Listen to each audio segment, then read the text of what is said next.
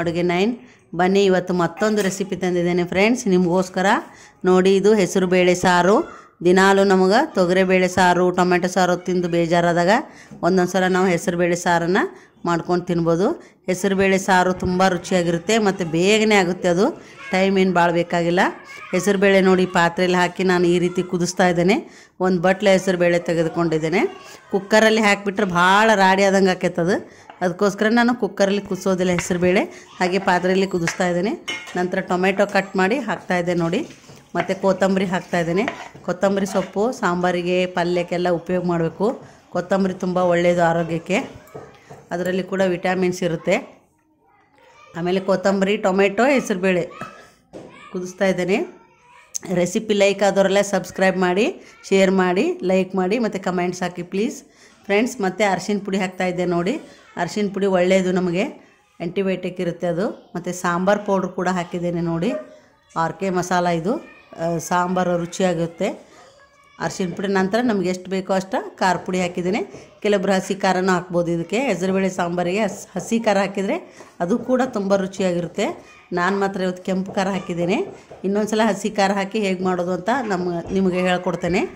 ಇನ್ನೊಂದು ರೆಸಿಪಿಯಲ್ಲಿ ತೋರಿಸೋಣ ನೋಡಿ. ಬೇಳೆ ಕುದೀತಾ ಇದೆ. ಎಲ್ಲ ಹಾಕಿ ಬೇಳೆ ಕುದಿಸಿದ್ರೆ ಎಲ್ಲ ಮಿಕ್ಸ್ ಆಗುತ್ತೆ ನೋಡಿ, ತುಂಬ ರುಚಿ ಇರುತ್ತೆ. ಖಾರ ಪುಡಿ, ಸಾಂಬಾರು ಪುಡಿ, ಅರಿಶಿನ ಪುಡಿ ಎಲ್ಲ ಮಿಕ್ಸ್ ಆಗುತ್ತೆ. ಹೆಸರು ಬೇಳೆ ನೋಡಿ ಚೆನ್ನಾಗಿ ಈಗ ಕುದ್ದಿದೆ. ಒಂದು 10 ನಿಮಿಷ ಆದರೆ ಸಾಕಿದು. ಬೇಳೆ ಬೇಗ ಬೇಯುತ್ತೆ. ತೊಗರಿ ಬೇಳೆಗಾದ್ರೆ ಭಾಳ ಟೈಮ್ ಬೇಕು, ಹೆಸರು ಬೇಳೆ ಹಾಗಲ್ಲ. ಬೇಗ ಒಂದು 10 ನಿಮಿಷದಲ್ಲೇ ಕುದ್ದು ಬಂದುಬಿಡುತ್ತೆ ನೋಡಿ. ಈಗ ಸ್ವಲ್ಪ ನೀರನ್ನು ಹಾಕಿದ್ದೇನೆ ನೋಡಿ, ತುಂಬ ಚೆನ್ನಾಗಿ ಕುದ್ದಿದೆ.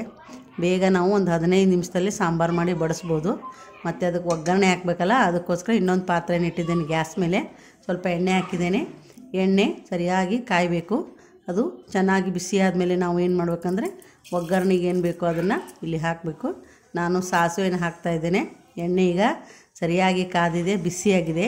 ಅದು ಬಿಸಿ ಆದಮೇಲೆ ಹಾಕಬೇಕು, ಮೊದಲು ಹಾಕಬಾರ್ದು, ಅಂದ್ರೆ ಅದು ಚಟ್ಪಟ್ ಅನ್ನತ್ತೆ ನೋಡಿ. ಸಾಸಿವೆ ಚಟ್ಪಟ್ ಅಂತೆ, ಚಟ್ಪಟ್ ಅಂದಾಗನೇ ಅದು ರುಚಿ ಇರುತ್ತೆ. ಮತ್ತು ಜೀರಿಗೆ ಹಾಕ್ತಾಯಿದ್ದೇನೆ. ಸಾಸಿವೆ ಜೀರಿಗೆ ನೋಡಿ ಒಟ್ಟೊಟ್ಟಿಗೆ ಹಾಕಿ ನೋಡಿ ಎಷ್ಟು ಚೆನ್ನಾಗಿ ಕಾಣಿಸುತ್ತೆ. ಆಮೇಲೆ ಸ್ಮೆಲ್ ಕೂಡ ಭಾಳ ಚೆನ್ನಾಗಿರುತ್ತೆ. ಬೆಳ್ಳುಳ್ಳಿ ಹಾಕಿದ್ದೇನೆ. ಯಾವಾಗಲೂ ಸಾಂಬಾರು ಮಾಡುವಾಗ ಬೆಳ್ಳುಳ್ಳಿ ಒಗ್ಗರಣೆ ಹಾಕಬೇಕು, ಅಂದ್ರೆ ರುಚಿ ಇರುತ್ತೆ. ಆಮೇಲೆ ಕರಿಬೇವು ಸೊಪ್ಪು ಹಾಕ್ತಾಯಿದ್ದೇನೆ. ಕರಿಬೇವು ಕೂಡ ಅದರಲ್ಲಿ ಕ್ಯಾಲ್ಸಿಯಂ ಇದೆ, ಅದನ್ನು ಕೂಡ ನಾವು ಎಲ್ಲ ಅಡುಗೆ ಮಾಡುವಾಗ ಉಪಯೋಗಿಸ್ಬೇಕು ಫ್ರೆಂಡ್ಸ್.